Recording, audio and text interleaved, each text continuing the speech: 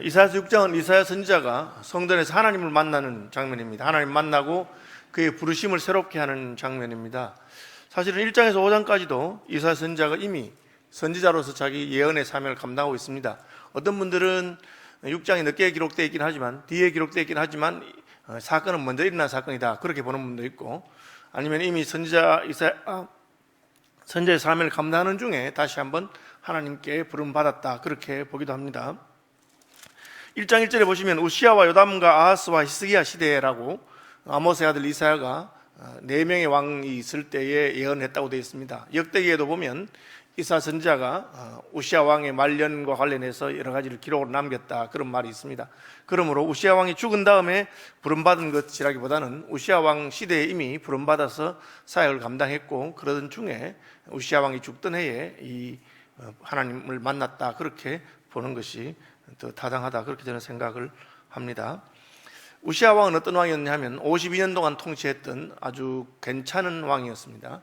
그는 유다 왕국을 잘 일으킨, 하나님을 경외하는 그런 왕이었습니다. 그런데 역대기에 보면 나라가 강해지고, 그러니까 왕의 마음이 좀 교만한 마음이 들어서 성전에서 제사장만 할 수 있는 분향을 자기가 하려고 합니다. 내가 왕인데 왕이 못하는 게 어디 있느냐, 이 나라에서 왕이니까 왕이 무엇이든지 할 수 있겠다, 그렇게 생각합니다. 그런 교만한 마음이 들어와서, 그래서 성전에서 분향을 하는데, 분향하는 중에 하나님께서 그걸 치셔서 그가 나병이 들었습니다. 그래서 구약 성경에 따르면 나병은 살아서 죽음을 보여주는 병입니다. 통증이 없어지고 몸이 잘라지도 모르고 살아있으면서 죽음을 보여주는 병이니까, 죄의 삭시 사망이니까 그것은 우리의 죄인 된 것을 드러내는 그런 병이라고 생각해서 격리합니다. 그런 왕이었지만 나병이 들어서 성전 건의대, 성전에서 있는 성전 특별 군인들이 있습니다. 그 군인들에 의해서 끌려 나와서, 그리고 유폐됩니다. 벨루궁에 유폐되고, 그 아들 요담이 섭정왕으로서 통치하다가 아버지가 죽고 나자 이제 왕으로 즉위하게 되는 그런 일이 있습니다. 어쨌든 이사야 선지자는 이 우시야 왕의 죽음과 말년에 대해서 여러 가지 마음이 착잡했던 것으로 생각합니다. 상당히 괜찮은 왕이었는데 그가 말년에 잘못해서 그렇게 된 게 아닌가, 그런 생각을 하게 됐습니다. 조금만 더 잘했더라면 우리나라가 지금 막 올라가고 있는데, 그렇게 생각했습니다. 우리나라에도 그렇게 생각하는 분들이 있죠. 박정희 대통령이 조금 더 했더라면, 우리 경제 성장을 조금 더 일으켰으면 우리나라가 더 좋지 않았을까. 하필 그게 말년에 조금 독재를 해가지고 그렇게 부하에 의해서 그렇게 죽나, 그런 안타까운 마음을 가지고 있는 사람들이 있는지도 모르겠습니다. 대통령 선거 한 달밖에 안 남았는데, 저도 전에는 대통령에 대해서 여러 가지 기대를 많이 한 적이 있습니다. 이분은 장로님이니까 장로님이 대통령이 되면 안 좋겠는가. 예를 들어서 김영삼 대통령이 장로가 대통령이 되었을 때, 저는 그분이 장로이기도 하지만 그 아버지가 또 저희 교단 장로님입니다. 거제도에 있습니다. 근데 아버지는 믿음이 좋은 분이라고 합니다. 아는 분들이 다 그렇게 말해요. 그래서 김영삼 대통령은 정치가니까 약간 날라리 장로인지 모르겠지만, 아버지는 믿음 있는 장로고, 아버지한테 날마다 문안전화를 한다니까, 아침마다. 그래서 혹시 물정을 모르고 대통령이 실수해도 그 아버지가 아들에게 혼을 내주지 않겠는가. 너 잘해라, 요즘 들리는 소문이 안 좋다. 그래서 좀 기대를 가지고 했는데 그 마음대로 못 하더라고요. 청와대에 있는 불상도 원래 자리를 옮겨 놓지도 못하고, 문화재니까 제자리 가야 되는데, 또 그 아들 현철입니까? 문제가 생겼을 때 아버지가 이제 벌을 하는데 오히려 그 할아버지 장로님이 손주를 너무 좋아해가지고 너 꼭 그래야 되겠느냐, 이런 식으로 했다고 그렇게 했어요. 그래서 제가 이게 참 대통령이라고 해서 장로라고 해서 믿을 게 아니구나, 그런 생각을 많이 하게 됐습니다. 그래도 무슨 또 장로 대통령도 있었고 하죠. 우리나라에 장로 대통령이 3분 있었습니다. 이승만 대통령, 김영삼 대통령, 이명박 대통령. 그런데 꼭 우리가 기대하는 만큼 그렇게 잘하지는 못했던 것 같습니다. 아쉬운 점이 남죠. 우시야 왕 때문에 그런 마음이 있었던 것 같습니다. 그리고 말년이 특별히 하나님 앞에서 징계를 받아서 나병이 들어서 그렇게 죽게 되니까 마음이 여러 가지 착잡한 생각이 들었을 것입니다. 도대체 이 나라가 어디로 갈 것인가. 이번 대통령 선거를 앞두고 여러분 그런 마음이 들지 않습니까? 다음 대통령 누가 될까? 요즘은 이제 워낙 정보가 공개되니까 후보만 되면 그냥 부인 이야기든지 가족 이야기든지 사사치 다 하니까 실망하시는 분들이 많을 줄로 생각합니다. 그래서 저도 참 마음에 여러 가지 생각이 들더라고요. 도대체 우리나라가 어떻게 될 것인가? 누가 대통령 되면 좋을까? 제가 누구를 지지하는지는 말씀드리지 않겠습니다. 뭐 이런 물어보지도 마세요. 예, 별로 중요한 것도 아니고. 이사야가 그런 마음을 가지고 있었다는 것이죠. 그랬는데 하나님께서 그에게 나타나셨어요. 그 보여준 것은 무엇입니까? 하나님께서 높이 들린 보좌에 앉으셨습니다. 이 보좌는 왕좌를 말한다고 생각하시면 됩니다. 왕만이, 임금만이 앉을 수 있는, 그건 뭘 말합니까? 우시아의 죽음이 중요한 것은 아니다 하는 것입니다. 왜? 이스라엘 나라를 통치하는 분은 우시아 왕이 아니라 하나님이신 것입니다. 하나님이 우리의 왕이시다. 교회도 마찬가지죠. 교회의 지도자는 하나님이십니다. 목사가 조금 뭐 잘하거나 못하거나 중요한 것이 아니고 하나님께서 교회를 통치하시는가, 이 백성들이 하나님의 통치를 받아들이는가 하는 것입니다. 그래서 이사야가 외친 바도 그것입니다. 소는 그 임자를 알고 나귀는 그 주인의 구위를 안다. 중요한 것은 임자가 누구냐, 주인이 누구냐 하는 것입니다. 소는 그 임자를 알고 나귀는 주인의 구위를 알건만은 내 백성은 깨닫지 못하고 알지 못한다. 왕이 죽었어. 도대체 이 나라의 통치자가 누가 될 것인가 하는데 하나님께서는 내가 죽었나? 나는 죽지 않았다. 나는 여기 살아있다 하는 것을 보여준 것입니다. 그 하나님은 어떤 분이었습니까? 1절에 보시면 높이 들린 보좌에 앉으셨다. 그의 옷자락은 성전에 가득하였다. 다시 말하면 우리는 땅에 있는데 하나님 하늘에 계시다. 하나님 하늘에 계시다. 그분이 높으신 분이고 그분이 통치하시는 분이라는 것을 말씀하고 있는 것입니다. 마치 성전에 지붕이 없는 것처럼, 성전에 들어가는데 지붕이 있는데 하늘 위로 쫙 올라가 있는데 높은 보좌에 하나님이 앉아 계시고 그의 옷자락이 성전에 가득했습니다. 뭐 옷자락이 뭐 왕이 입은 옷이 얼마나 길어서 성전에 가득한지 모르겠는데, 이제 드레스 가운데 긴 드레스가 있죠. 제가 유학 중에 그 다이아나 황태자비 결혼식 할 때 그 왕비 드레스 굉장히 길더라고요. 한 10m는 더 되는 것 같아. 좀 더 될 겁니다. 그렇게. 그게 이제 그래서 그냥 그야말로 앞에 있는데 저 뒤에까지 드레스 자락이 있는 그런 정도인데, 그런 것처럼 성전 전체 왕이 입은 옷에 옷자락이 가득한 것을 보았습니다. 이것은 하나님이 왕이시고 그분은 지극히 높은 곳에 앉아 계시다 하는 것을 보여주는 것입니다. 여러분의 왕은 누구십니까? 하나님이십니다. 이 나라의 운명을 좌지우지하시는 분은 누구십니까? 대통령이 아닙니다. 하나님이십니다. 물론 우리는 좋은 대통령을 뽑아야 되고 그리고 그것을 위해서 기도해야 되고 또 투표도 잘 해야 됩니다.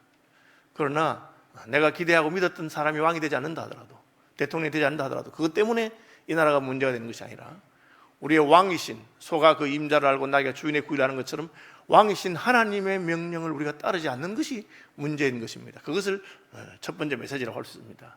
너 왜 그렇게 힘이 없느냐, 풀이 죽었느냐. 우시아가 죽은 것이 문제가 아니다. 내가 살아있다. 살아계신 하나님을 왕으로 모시지 않는 것이 문제다 하는 것입니다. 그분은 어떤 분이냐면 스랍들이 모시고 섰는데, 이 스랍들 할 때 들은 복수를 말합니다. 스랍이 천사의 이름입니다. 천사 이름 가운데 그룹, 스랍이라는 이름이 있고 천상 미카엘 뭐 이런 식으로, 또 가브리엘 이런 식으로 이름이 있습니다. 그러니까 그룹이라고 하는 천사는 가디언 엔젤입니다. 다시 말하면 하나님 그 군대, 하나님의 군대로서 지키는 에덴 동산의 생명나무의 길을 그룹들과 두루 도는 화영금으로 그룹 천사들로 하여금 지키겠다. 스랍 천사들은 어떤 천사들입니까? 스랍은 찬양대 천사입니다. 하나님을 찬양하는 천사입니다. 천사는 우리보다는 훨씬 더 거룩하고 존귀한 존재처럼 생각이 됩니다. 물론 우리는 하나님의 자녀로서 천국에 가면 천사보다 우리가 못하지 않은 존재입니다. 그런데 이 땅에 사는 동안 우리는 여전히 땅에 있고 천사는 하늘에 있습니다. 그래서 날개로 날고 있습니다. 날개가 6개인데 그 둘로는 자기의 얼굴을 가리었고 그 둘로는 자기의 발을 가리었고 그 둘로는 날며, 난다는 것은 땅에 속해 있지 않다는 것을 말합니다. 구약의 레위기에 보면 땅에 속해 있는 것, 땅의 바닥에 대고 있는 것, 이것은 이렇게 천하고 못한 것처럼 그런 표현, 상징적인 표현입니다. 하나님이 하늘에 있다는 것도 마찬가지입니다. 그런 상징의 표현입니다. 그분은 높다는 뜻이죠. 그래서 뱀이 범죄했을 때 네가 뭡니까? 땅 흙을 먹고 배를 땅에 대고 배로 기어다닐 것이다, 낮아질 것이다, 그런 뜻입니다. 레위기에 보면은 우리가 먹지 못하는 음식, 먹는 음식을 말하면서 땅에 있는 땅에 다니는 음식 가운데서는 곤충 가운데서는 펄쩍펄쩍 뛰는 메뚜기 같이 뛰는 놈은 먹을 수 있다. 땅에 기면서 뛰지 않는 놈은 못 먹는다는 거죠. 오늘 바퀴벌레 같은 건 뛰지 않잖아요. 그 뜻은 무엇입니까? 땅에 속해 있지만 그 땅을 벗어나려고 하늘을 향해서 뛰어오르는 것들은 먹어도 된다, 그런 뜻입니다. 물도 마찬가지죠. 물속에 사는 것 가운데 비늘이 있는 짐승은 먹을 수 있지만 비늘이 없는 건 먹지 말아라. 그것도 똑같은 상징입니다. 물을 세속이라고 본다면 세속에 물들지 않으려고 노력하는, 비늘로 자기를 이렇게, 그죠? 가리는 그런 존재는 먹을 수 있다, 그렇게 말하고 있습니다. 그러므로 하늘에서 날고 있다는 것은 우리보다 더 존귀한 존재라고 하는 것을 상징적으로 보여줄 수 있습니다. 천사죠. 그런데 그 천사가 6개 날개가 있는데 2날개로는 얼굴을 가리고 2날개로는 발을 가립니다. 뭘 말합니까? 우리 표현에 머리끝부터 발끝까지 그런 표현이 있는 것처럼 그의 전부를 하나님 앞에 가린 것입니다. 왜? 감당이 안 되기 때문에, 하나님의 영광을 감히 바라볼 수 없기 때문에. 그래서 성경에 하나님 만난 사람들은 땅바닥에 엎드려져서 죽은 자와 같이 되었다. 하나님의 영광이 너무나 크고 위대하고 그 위엄이 놀랍기 때문에 그렇습니다. 하나님이 아브라함에게 하늘의 별을 보여줍니다. 뭘 말하십니까? 하나님이 지으신 세계가 얼마나 크고 놀라운가 하는 것을 보여줍니다. 여러분, 이 천문학자들이 별을 연구하다 놀란 게 뭡니까? 끝이 없다는 것이죠, 이 우주가. 여러분, 우리가 달에 도착했습니다. 달이 얼마나 먼 곳입니까? 그 비행기보다 훨씬 빠른 그 우주선 초속 10몇 킬로로 달려가지고 그래도 그냥 한 달씩 그렇게 가약할 수 있는 것입니다. 그보다 훨씬 먼 곳에 있는 것이 태양이고, 그 태양에 속한 것이 태양계라고 하는 우주입니다. 그 태양계 가운데서도 맹왕성, 해왕성 같은 별들은 그냥 몇 년씩 우주선이 가도 도달하지 못합니다. 비행기보다 뭐 그냥 여러 곱절 빠른 속도로 가는 것이죠. 그런데 그보다 훨씬 빠른 빛의 속도로 가도 몇 년이 걸리는 그런 것들이 있습니다. 우리는 그것을 태양계가 속해 있는 은하계라고 하는 것이죠. 우리가 말하는 은하수가 있는 그 은하수의 별들이 속해 있는 은하계입니다. 그 은하계보다 더 큰 우주라고 하는 것이었습니다. 그런데 과학이 발달하고 더 멀리 관찰하게 되니까 그런 우주가 여러 개가 있다는 걸 발견하게 됐습니다. 도대체 어떻게 된 것이냐? 더 놀라운 사실은 그 수많은 우주들이 지금도 팽창하고 있다. 그러니까 하나님께서 세상을 지으시고 사람을 자기 형상으로 지으시고 사람을 위해서 우주와 만물을 만드신 것입니다. 그런데 그렇게 많은 게 필요하나요? 지구만 해도 겨우 살만한데, 지구도 다 못 살잖아요. 지금 여전히 밀림이라든지 바닷속이라든지 뭐 남극과 북극에는 사람이 살지 않잖아요. 거기에 70억이 살고 있는데, 그런데 왜 이렇게 큰 우주가 필요할까요? 이건 한 가지밖에 없습니다. 하나님이 얼마나 크고 위대하신 분인가를 보여주는 것입니다. 그래서 하나님이 밤에 아브라함을 데리고 나가서 별을 보거라, 내가 다 만들었다는 겁니다. 그 별 하나, 빛나는 것 하나하나가 다 태양인 거 아시죠? 태양이 빛나는 겁니다. 지구는 별이 아닙니다. 빛나는 것이 별이죠. 스스로 빛나는 것. 지금 우리가 뭐 수소경제 하는데 그 수소경제가 가고 가면 끝없이 가면 나중에 태양이 수소경제, 수소폭탄이잖아요. 수소폭탄.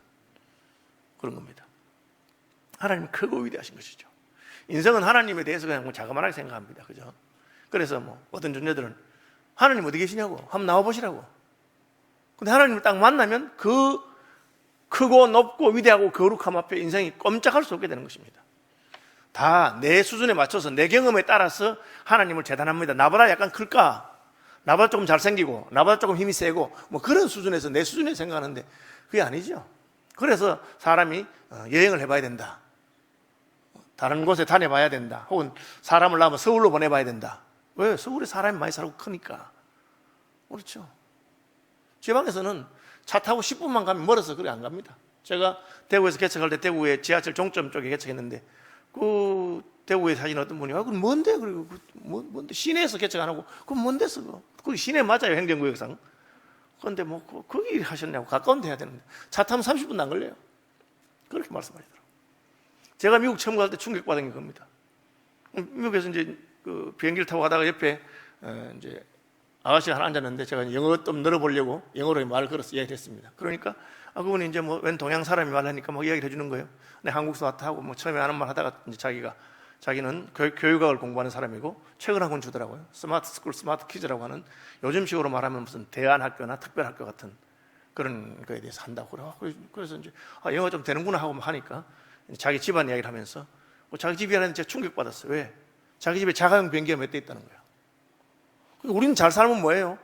외제차 있으면 잘 사는 거지. 그때는 외제차. 그런데 그게 아니고 자가용 비행기가 있대요. 그래서 제가 충격받았죠. 미국이 큰 나라구나. 부자 중에 이런 부자들도 있구나. 그렇게 생각한 거지. 그래서 제가 이제 눈이 열린 거죠. 이 세상이라는 넓구나. 하나님을 만나기 전에 인생이 그냥 자기 수준에서 하나님 생각하는 거죠. 이사야가 이 임금이 죽어가지고 괜찮은 임금인데 진짜 우린 나라 망했나? 그것도 하나님 앞에 징계를 받아서 어떻게 하면 좋을까 뭐 이렇게 생각하고 있는데 하나님 딱 보니까 그야말로 높이 들린 보좌에 그 옷자락이 성전에 가득한 거예요. 솔로몬 왕이 지은 성전 아닙니까? 솔로몬이 돈이 많고 부자였으니까 7년 반 동안 지었어요. 그런데 솔로몬이 그것을 짓고 그때 지혜로운 사람으로서 무슨 말 했느냐? 하늘과 하늘들의 하늘이라도 우리는 하늘만 알지 하늘들의 하늘이 우주가 있는지 몰랐는데 솔로몬이 그렇게 말해요. 하늘과 하늘들의 하늘이라도 하나님을 모실 수 없다. 그래서 그냥 제가 그저 하나 조그마한 집을 지었으니 하나님 여기 오십시오. 그 성전인데 딱 보니까 옷자락이 성전에 가득한 거예요. 하나님 옷자락만. 그렇죠. 하나님 그런 분이셨습니다. 감히 내가 모실 수 있는 그런 분이 아닌 것을 알게 되죠. 신약성경에 보면은 로마의 백부장이 그것을 알고 자기의 하인이 아파서 병들었는데 예수님에게 유대인 장로들을 보내서 예수님 뭐 고쳐달라고 그렇게 부탁을 합니다. 그러니까 유대인 장로들이 저 사람 로마 사람이지만 회당도 지어주고 괜찮은 사람인데 예수님 그 하인이 아프다고 하니까 좀 고쳐주시죠. 예수님이 그래? 그냥 가보자. 예수님이 오겠다고 합니다. 그 소식을 들었는지 이 백부장이 또 다른 사람을 보내서 예수님 오신다는데 오지 마세요. 제가 어떻게 감히 하나님의 아들이신 메시아이신 예수님을 제 집에 모시겠습니까? 제 집에 모실 만한 그런 형편이 안 됩니다. 그렇게. 그렇죠. 그러니까 지금도 제가 이제 신방을 가려고 하면 어떤 분들은 저희 집이 누추해서 집이 너무 좁아서 오시면 안 되겠다. 그렇게 말하는 분들이 있어요. 저희도 어릴 땐 그렇게 생각했어요. 목사님 화장실도 안 가시는 분인가 생각해가지고 함부로 못 모시게 그렇게 하죠. 제가 알고 있는 그 목사님, 아버님도 목사님인데 그분은 아주 그냥 괴짜셔서 새벽기도에 중직자가 안 오면 새벽기도 끝나고 바로 그 집에 신방을 가버려. 새벽에. 그러면 얼마나 당황하겠어요. 자고 있다가 잠못 바로 있는데 준비도 아무것도 안 됐는데 오면 막 황송하도록 만들어서 그렇게 교인들 훈련시키는 그런 분이 계시는데 하나님이 그분 인생이 하나님 얼굴 한번 보자. 하나님 내게 나타나서 말 좀 해보세요. 그렇게 말하는 거예요. 이사선지자 하나님 딱 보는 순간에 모든 생각이 스톱되고 뭐라 합니까? 죽었구나. 오늘 본문에 보니까 화로다 나여. 화로다 나여. 이게 무슨 봉변인가? 이게 무슨 일인가? 망하게 되었구나. 이 망한다는 말은 사망할 때 그 망자입니다. 죽는다는 뜻이죠. 망하게 되었구나. 죽었구나. 내가 겁 없이 하나님이 있는데 왔구나. 성전에 하나님이 계셨는데 겁도 없이 왔구나. 인생이 그런 존재죠. 그러면서 말합니까? 나는 입술이 부정한 사람이요 나는 입술이 부정한 백성 중에 거주하면서 입술이 부정한 백성 선지자 이사야는 이스라엘 백성들의 죄악에 대해서 책망한 사람입니다. 소는 그 임자를 알고 나귀는 주인의 구유를 알건만은 내 백성은 알지 못하고 깨닫지 못하는구나. 너희 죄가 주홍 같고 진홍 같구나. 하나님 앞에 얼마나 맞아야 정신 차리겠느냐. 그렇게 백성들의 죄악을 책망했던 선지자였는데 자기가 하나님 보니까 나도 꼭 같구나. 백성들만이 입술이 부정한 것이 아니고 나도 입술이 부정하구나. 내가 입술이 부정한 자 가운데 거하면서 나도 입술이 부정한 것은 모르고 그렇게 까불었구나. 망했구나. 하나님을 만난 사람들은 자기가 얼마나 누추하고 부정한 자인 걸 알게 됩니다. 그게 비교의 대상이 생긴 것이죠. 하나님 보고 나니까 내가 얼마나 누추한 자인 것을 깨닫게 되는 것입니다. 인생들 가운데서도 교회 다니면서 그렇게 교만하고 자기가 잘난 줄 알고 하는 사람들이 있어요. 왜 그렇습니까? 그 하나님을 제대로 못 만나서 그런 거죠. 하나님 못 만나면 자존심이 그렇게 강해요. 그래서 누가 조금만 자기 자존심을 건드리면 그렇게 기분이 나쁠 수가 없어요. 왜 날 보고 그러느냐는 거예요. 나도 상당히 괜찮은 사람인데 왜 날 보고 그러는 거냐고요. 그럼 하나님 만나고 나면 남이 날 보고 무슨 말해도 그 기분이 안 나쁩니다. 그죠? 남이 무슨 말 한다고 해서 속상할 것도 없죠. 그게 그런 게 솟아오르거든, 여러분. 아, 내가 지금 멀었구나. 그죠? 저도 이제 나이가 들면서 조금 겸손해지는 것 같아요. 이제는 누가 날 보고 그렇게 말하면 맞아. 내가 그런 사람인데 기분 나쁘지 않습니다. 참, 그래요. 그럼 못난 목사 데리고 하신다고 참 고생이 많으십니다. 이렇게 속으로 생각이 되고, 그렇죠. 실제로 그렇기도 하고. 저는 누가 날 보고 좀 무시한다 싶으면 막 지기 싫어가지고 바닥바닥 그렇게 했어요. 그죠? 한상동 목사님 같이 신사참배 반대하고 추록성도 아닙니까? 그런 분도 사일교회 목회할 때 한 번은 장로님이 광고 시간 나가서 우리 목사님 고쳐야 될 점 20가지 1번부터 읽었어. 여러분 같으면 어떻게 하겠어? 저게요, 많이 컸구나. 얼마나 그냥 기분이 나쁘겠어요. 저 같으면 장로님 날 보고 20가지 고치라 했는데 장로님은 200가지 고칠 게 있어요. 장로님 뭐 적어 오셔서 읽었는데 난 안 적어도 그냥 이 자리에서 바로 100가지 말할 수 있어. 그렇게 하지 안 했겠어요? 그런데 한상동 목사님 하나님의 영광을 본 분이기 때문에 그렇게 말하지 않았습니다. 나가서 그냥 장로님 감사합니다. 뭐 그 정도 해주셔서 감사합니다. 제가 사실은 훨씬 더 못된 놈인데 그 정도 해서 감사합니다. 고치겠습니다 앞으로. 그렇게 말했어요. 왜? 기분 안 나쁘다는 거지. 왜? 내가 하나님 만나보니까 나는 죄인이고 나는 죽을 자고 입술이 부정한 자예요. 입술이 부정하다는 말이 뭡니까? 입술이 무슨 죄가 있어요? 마음이 부정하다는 거예요. 마음에 가득한 것을 입으로 말하기 때문에 그 입에 나오는 것이 내 마음속에 있는 더러운 것이 나오는 겁니다. 예수님이 입으로 들어가는 것이 사람을 부정하게 하지 않고 입으로 나오는 것이 사람을 부정하게 한다. 왜? 너희 속에 있는 모든 음란과 더러움과 탐욕과 그런 것이 속에 있는 것이 입으로 나오기 때문에 그렇다. 그러니까 그런 줄 알면 함부로 말할 게 아니에요. 그냥 뭐 자기 이야기 떠들고 그렇게 하는 게 그냥 뭐 다 자기 자랑이고 그냥 다른 사람 실망하게 하는 거 그런 거지. 그러니까 너희는 마땅히 말을 많이 하지 말아라. 심지어 기도할 때도 그렇게. 기도할 때도 너희는 말을 함부로 급하게 많이 하지 말아라. 하나님 하늘에 계시고 너희는 땅에 있습니다. 높은 분이고 거룩한 분이고 죄인이 뭘 그래 떠들겠느냐. 그렇게 말하는 겁니다. 그러니까 예수님께서 받으시는 기도가 뭡니까? 세리가 주여 나는 죄인입니다. 나는 죄인입니다. 나를 불쌍히 해주십시오. 그보다 훨씬 종교적인 삶을 살고 잘 사는 바리새인이 저는 소득의 11조를 드리고 일주일에 이틀 금식하고 저 세리나 창기와 같이 범죄하지 않냐고 괜찮은 사람입니다 하니까 하나님이 그 기도를 듣지 않습니다. 왜? 그건 너끼리 비교해서 그렇지. 하나님 저는 구더기들 가운데서 훨씬 통통하고 발육 상태가 좋은 놈입니다. 그렇게 말한 거 똑같습니다. 자기가 어떤 존재인가를 모르는 것이죠. 이사야는 하나님을 만나고 그 영광을 본 순간에 자기가 어떠한 존재인가를 알았습니다. 어떤 존재입니까? 입술이 부정한 존재입니다. 자기가 뭐 하는 사람입니까? 선지자란 말이에요. 선지자. 그런데 선지자가 입술이 부정한 이 말이 안 되는 거예요. 거룩한 입술로 하나님 말씀을 외쳐야 되는데 선지자 입술이 부정한 거예요. 목사인데 하나님 말씀을 입에 담아 설교를 해야 되는 존재인데 내 마음에 교만과 탐욕과 음란과 부정이 가득하단 말이에요. 그러니까 이 말이 안 되는 거예요. 그게 죽었구나.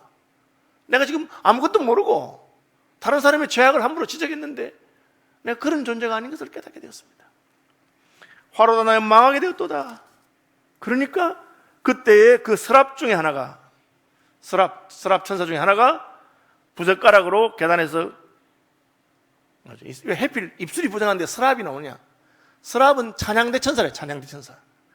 그들은 입술로 늘 찬송만 하는 거예요. 그 입술로 찬송만 하는 거예요. 그러니까 찬송을 하니까 하나님이 그 찬송을 들으시고 임하신 것입니다. 이스라엘의 찬송 중에 거하시는 여호와예요. 여러분, 그래서 하나님이 잘 안 느껴지고 기도가 잘 안 되면 찬송을 하십시오. 찬송하고 찬송하면 하나님께서 그 찬송을 들으시고 오십니다. 마치 바울과 실라가 빌립보 감옥에 갇혀서 매맞고 고통 중에 기도하고 찬송하니까 옥터가 흔들리고 하나님이 오셔서 착고가 풀리고 하는 것처럼 하나님의 임재의 특징은 무엇입니까? 진동이죠. 땅이 진동합니다. 성전은 하나님이 계시기로 한 곳인데도 성전에 하나님이 임재하시니까 성전의 터가 진동, 문지방의 터가 진동합니다. 감당이 안 된다는 것이죠. 그래서 하늘과 하늘들의 하늘이라도 하나님을 감당할 수 없다고 그렇게 솔로몬이 말한 그대로입니다. 하나님을 감당할 수 있는 나라는 하나님이 세우신 나라밖에 없어요. 하나님이 세우신 나라는 하나님이 감당하게 되는 것입니다. 그래서 그 나라를 진동치 않는 나라라. 우리가 진동하지 않는 나라를 받았다. 하나님 나라인 것입니다. 서랍이 와서 입술이 부정한 이사야의 입술에 숯불을 가지고 찢습니다. 이것은 성령을 상징하는 것입니다. 하나님의 성령께서 오시면 우리 입술이 정결케 함을 받고 자랑하고 남을 비판하고 시기하고 사람을 죽이는 말 하던 입에서 이게 하나님을 살리는 생명의 말이 나오게 됩니다. 방언이 뭐죠? 성령이 임하니까 내 멋대로 기도하던 사람이 하나님이 시키는 대로 성령께서 말하게 하심을 따라 말하는 것이 그 방언이라고 되어 있어요. 내 입술의 주도권이 하나님께로 가는 것이죠. 하나님께서 그 입술을 정결케 하시면 내 입으로 내가 하고 싶은 말, 내 자랑 그런 말 하는 것이 아니고 생명의 말을 하게 되고 살리는 말을 하게 되고 감사의 말을 하게 되고 회개의 말을 하게 되고 하나님께서 기뻐하는 말을 하게 되는 것이죠. 제단 숯불이 입술에 닿았습니다. 오순절날 성령이 임하니까 그 배우지 못했던 어부들의 입에서 하나님의 큰 일을 말하게 되었습니다. 하나님의 복음이 막 증거되는 것입니다. 하나님께서 그 입술의 주도권을 빼앗아 가신 것입니다. 여러분, 그래서 은혜 받고 나면 입술에 찬송이 있고, 은혜 받고 나면 기도가 하고 싶고, 은혜 받고 나면 내가 받은 은혜를 다른 사람들에게 자랑하고 싶은 마음이 생깁니다. 그것이 성령께서 하시는 것이죠. 선지자인데 입술이 부정해서 자기 날까지 그 부정한 입술로 증거했던 것을 깨달았을 때 그는 죽은 자와 같이 되었는데, 하나님께서 서랍을 보내서 그 입술을 정케 하십니다. 다시 말하면 자격이 있어서 쓰신 것이 아닙니다. 하나님, 우리가 부족하지만 그래도 우리를 정결케 하셔서 성령으로 우리를 새롭게 하셔서 우리를 사용하시는 분이신 것입니다. 그러니까 하나님 뭘 하십니까? 내가 또 주의 목소리를 들으니 주께서 이르시되 내가 누구를 보내면 누가 우리를 위하여 갈고. 서랍 천사가 우리 자기 이사야 선지자의 입술을 정케하니까 뭐랍니까? 이것이 내 입에 닿았으니 내 악이 제하여졌고 내 죄가 사하여졌느니라. 부정하다는 말은 악과 죄가 나오는 입술이라는 뜻이거든요. 그러니까 하나님께서 내가 누구를 보내면 누가 우리를 왜 갈고. 지난 주간에 우리 디모데 수련했습니다. 제가 이제 강사님 설교를 듣고 싶어서 한번 이제 줌으로 초청해서 들어갔습니다. 제가 들어가니까 아주 이 강사님 재미있게 잘 하시더라고요. 그 중에 참 들으면 재밌는 자기 간증을 하나 하더라고요. 자기가 4살 어린 그 여학생을 좋아하게 됐습니다. 사모님, 지금 사모님이죠. 근데 이 사모님은 정우성처럼 잘생긴 남자를 좋아하는 그런 사람하고 결혼하기로 하는데, 이 목사님은 전혀 그런 과가 아니었습니다. 제가 지금 봐도 아니고 옛날에도 분명히 아니었을 것처럼 생겼어요. 그러니까 아무리 들이대도 이 사모님 끄덕도 안 하는 거야. 왜? 사모님은 잘생긴 남자를 좋아하기 때문에. 그런데 어떻게 하나님 은혜를 주셔가지고 이분이 또 믿음 있는 분이고 성경 말씀 잘 가르치고 하니까 또 말씀의 은혜를 나누고 하다 보니까 조금 그래도 괜찮은 점이 있네. 내가 좋아하는 과는 아닌데도 그렇게 조금 더 친하게 지냈습니다. 낙심하지 않고 계속해서 지금 들이댑니다. 그러다가 이제 어느 날 이제 같이 무슨 이렇게 모임에서 대화를 하고 차 마시고 이제 집에 돌아가야 되는데 광화문에 세워지게 됐어요. 사모님은 아마 저 부천 쪽이나 뭐 저쪽으로 한 30분 지하철 타고 가야 되고, 자기는 경기도 용인 쪽으로, 이쪽으로 분당 쪽으로 1시간 차를 타고 가야 됩니다. 근데 갑자기 자기 아내가 자기한테, 그 아내 된 사모님이 오빠 오늘 나 집에까지 데려다 줘 이러더래요.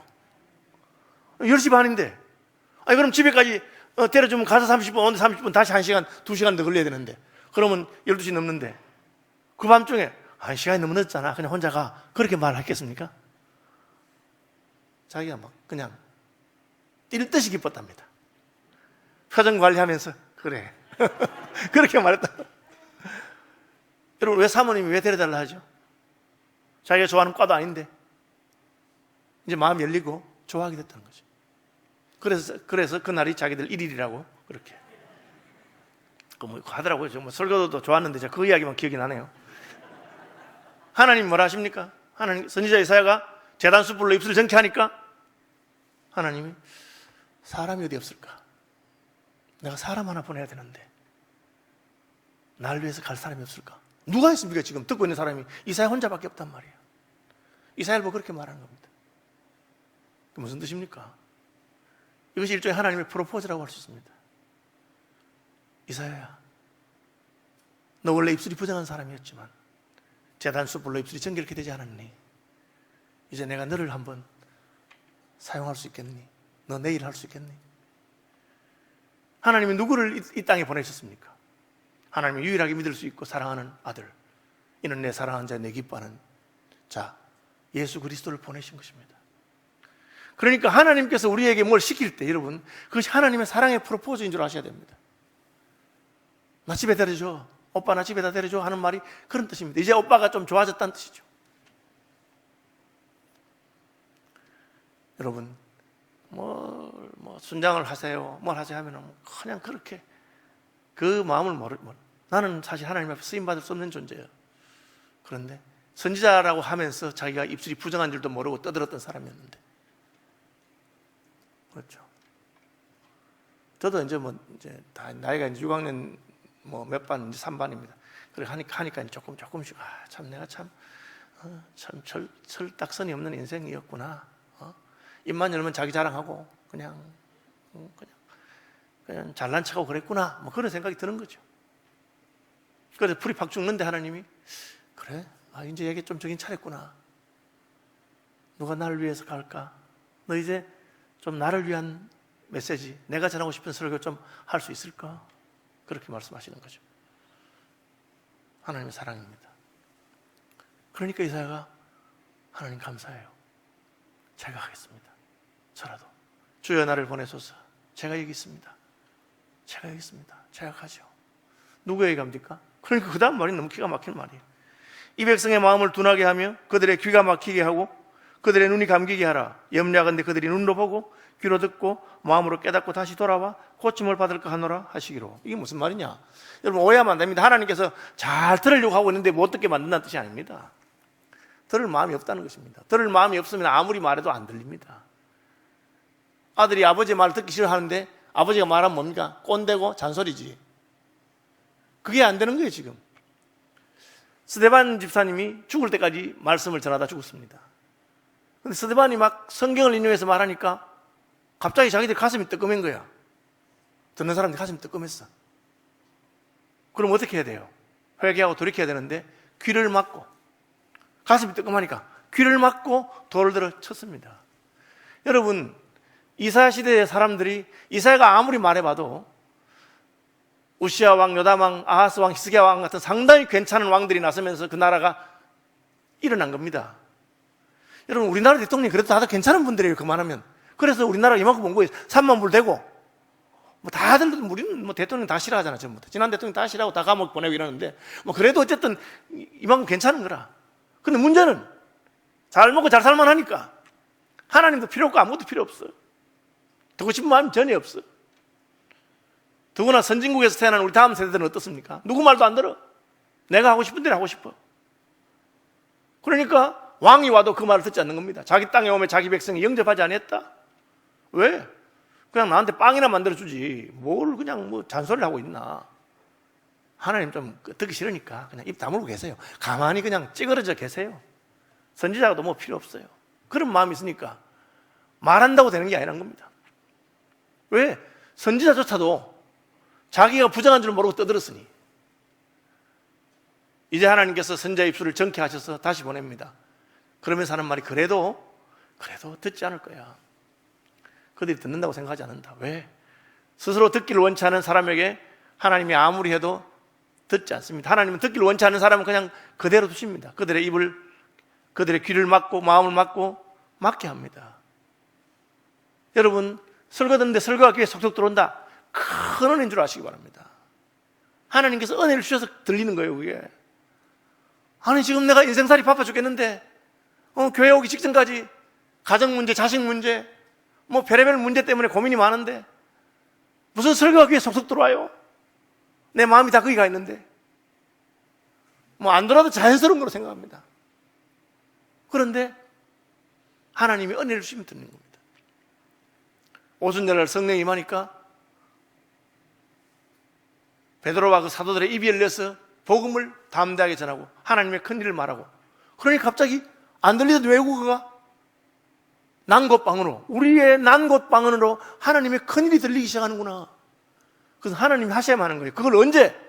지금 가서 외치긴 하지만 안 되는 겁니다. 그들이 들을 마음이 없었다는 것을 증명한다. 그래서 내가 듣지 않은 백성들에게 말한다. 언제까지? 그 중에 10분의 1이 아직 남아있을지라도. 여러분, 우리나라 인구가 5,500만, 5천만인데 만약에 10분의 1 남았으면 500만 남았다. 서울 인구의 절반만 남았다. 그럼 얼마나 많이 죽은 겁니까? 그래도 정신을 못 차린대요. 저희 교회도 지금 코로나 때문에 주일 예배 출석하시는 분이 절반밖에 안 돼요. 출석하신 분이. 뭐 온라인 해가지고 뭐 3분의 1이 되는지 모르겠습니다. 그게 아니고 10분의 1만 남아도 많이 남았다는 거예요. 실제로 유다와 이스라엘 백성들이 포로로 잡혀가고 죽고 얼마나 소멸됐습니까? 그러나 10분의 1만 남아도 대단한 거라고 생각해라. 그보다 더 줄어들 것이다. 듣지 아니하니까. 그렇지만 하나님께서 때가 되면 밤나무, 상수리 나무가 배임을 당하여도, 나무가 배임은 가지치기가 아닙니다. 배임을 당하면 끝난 건데 그 그루터기가 남아있는데 그 그루터기에서 거룩한 씨가 이 땅에 그루터기니라. 그렇게 그 유대인들이 그렇게 하나님 앞에 징계를 받았지만 메시아의 계보가 남아서 믿음의 사람들, 세례요한 같은 사람들, 안나와 사가랴와 같은 그런 사람들 통해서 하나님이 역사했다는 겁니다. 여러분, 조국 교회가 흔들릴 때 우리가 다시 한번 잘 봐야 됩니다. 하나님의 은혜가 없다면 이게 10분의 1로 줄어들 수도 있겠구나.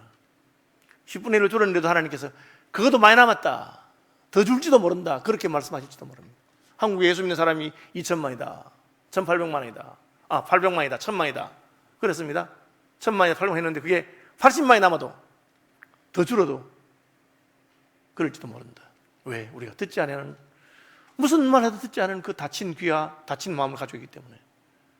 그러나 하나님은 그래도 외치는 자가 있어서 줄다가 또 어느 순간에 가면 남은 그루터기에서 거룩한 씨가 나고 거기서 하나님 역사했을 것이다, 그렇게 말합니다. 여러분, 하나님을 만나는 분들이 되시길 바랍니다. 하나님께서 여러분의 입술을 열어주시고 입술을 정케 하시고 여러분의 귀와 마음을 열어달라고 그렇게 기도하면 좋겠습니다.